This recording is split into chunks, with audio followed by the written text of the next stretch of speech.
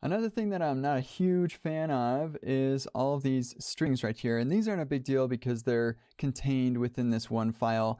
But once I start spanning multiple files, typos can be a bit of a pain and you have to navigate around and look, okay, what is that? Oh yeah, that's a reset. So let me go handle that reset. And it would just be a lot easier if we manage that in an object where we can see all of the available types. So that's what this extra credit is all about, just making things a little bit easier. So right here, I'm going to add an object called action types.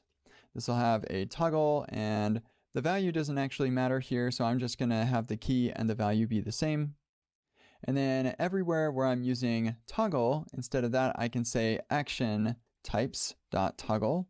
And everywhere I'm using reset, I can say action types.reset. And I'll do that same thing right here for the action types toggle and action types reset. And then down here for users, they're going to need to have access to the action types as well. So I'll just export this also. So I'll export action types and then we'll import action types. And then down here, I'll say action types dot toggle. And we're off to the races. So now I'm still working here, ta-da, reset, still working just fine.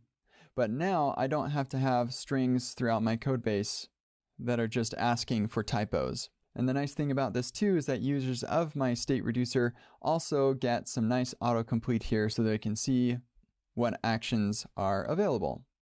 So in review, all that we did here was we created an option for all of the different types for our actions. We reference properties on that object instead of just using strings everywhere. And then we exported that so that we could import it and use that in our own custom state reducer.